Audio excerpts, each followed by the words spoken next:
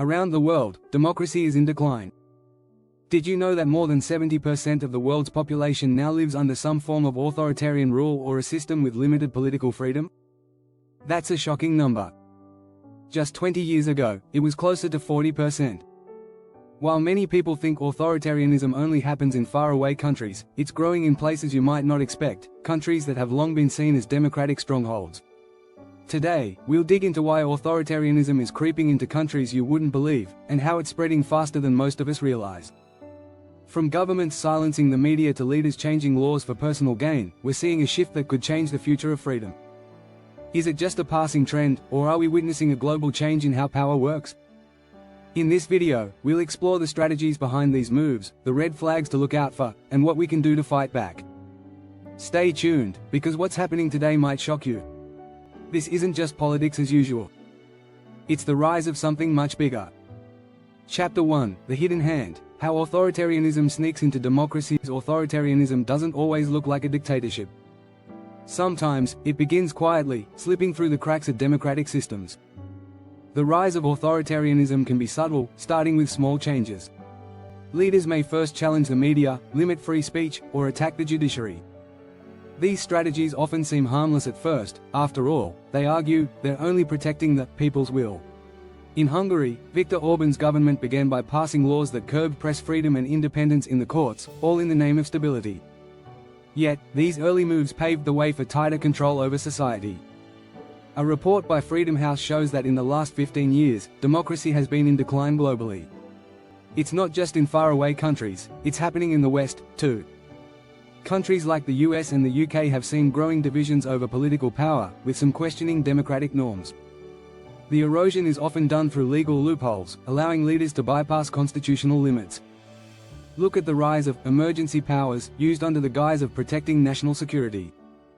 In Turkey, Recep Tayyip Erdogan's use of emergency powers in 2016 allowed him to consolidate his control, arrest journalists, and jail political opponents. These authoritarian tactics are effective because they don't shock the system. Instead, they build over time. And once the foundation is set, it becomes easier to tighten the grip. In some countries, leaders are using the legal system to rewrite the rules, removing barriers that once protected democratic values. Authoritarian leaders often justify these changes by blaming external threats or internal instability. It's about fear and control. Chapter 2: Power Plays. When leaders cross the line from democracy to autocracy, the transition from democracy to autocracy isn't always immediate, but it can be swift once leaders start to accumulate power. The rise of Brazil's Jair Bolsonaro showed how easily a populist leader can challenge democratic institutions. Bolsonaro's early actions were aimed at dismantling checks on his power. His approach was clear: reduce government oversight and limit the power of opposition parties. This strategy mirrors what we've seen with other leaders who initially won office by promising change but later turned their focus inward. Consider what happened in Russia after Vladimir Putin first took office. While Putin initially promised to preserve democratic institutions, he began consolidating power almost immediately. By limiting the scope of civil society, curbing opposition voices, and using state-run media to shape the narrative, Putin's grip on power grew tighter. His early reforms were framed as necessary for national security and stability. Sounds familiar, right? Authoritarian leaders often start with small executive orders or reforms, claiming to streamline government processes or protect the economy. But these reforms often include the erosion of important democratic features, like judicial independence and free elections. For instance, after the 2014 coup in Thailand, the military government began issuing decrees that limited the press, silenced dissent, and extended military rule far beyond what was originally promised. Chapter 3: The Digital Dictator. Technology's role in cementing authoritarian control. Technology has become one of the most powerful tools for authoritarian regimes. Governments are leveraging social media to control the flow of information, not just in the countries they govern, but globally. In China, the government's social credit system is a chilling example of how technology is used to monitor citizens' every move. People are rewarded or punished based on their behavior, including their social interactions, online activity, and even shopping habits. Authoritarian leaders understand the power of narratives. In 2018, Russia used social media platforms like Facebook and Twitter to influence elections in the US and Europe. This form of digital warfare is a key strategy for spreading influence, especially in countries with free speech protections. As internet access expands, so too does the reach of governments trying to sway public opinion. While the internet can offer a voice to opposition groups, it also gives governments unprecedented tools to suppress dissent. Governments can track online activity, monitor protest movements, and shut down communications during times of crisis. In Myanmar, the military used Facebook to target Rohingya Muslims, spreading propaganda and inciting violence. This digital manipulation of public opinion can shape elections, curb protests, and weaken resistance movements. If you're interested in how tech is reshaping politics, be sure to hit that subscribe button and turn on notifications so you don't miss the next part of this deep dive. Chapter 4: Populism or Power Grab. The thin line between charisma and control. Populism often walks hand in hand with authoritarianism, and the line between the two can be razor thin. Populist leaders often claim to represent the will of the people, while undermining democratic checks.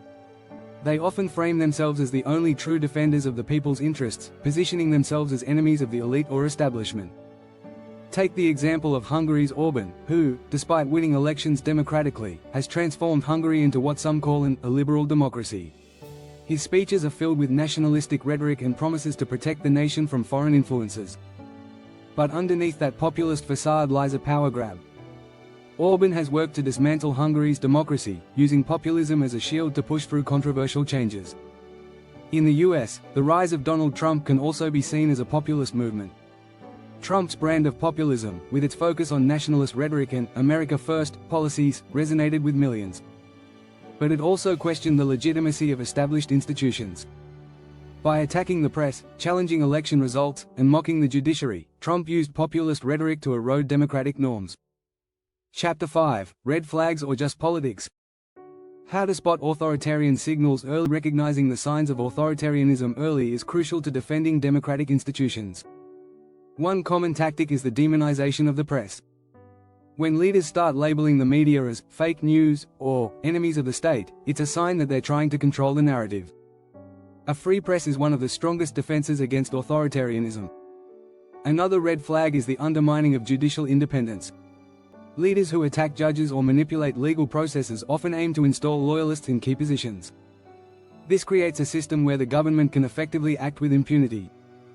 The erosion of judicial independence has been seen in places like Poland, where the ruling party has taken steps to remove judges who oppose its policies. Authoritarian leaders also tend to target opposition parties, not just in the streets but through legal means. They use laws to silence critics or disqualify rival candidates. In Nicaragua, President Daniel Ortega's government used the judicial system to arrest and exile opposition leaders, tightening his grip on the country's political system. Chapter 6: The Global Echo. How authoritarianism spreads across borders. Authoritarianism is not just a local phenomenon, it has a global dimension. Leaders who adopt authoritarian policies often seek support or influence from others on the world stage.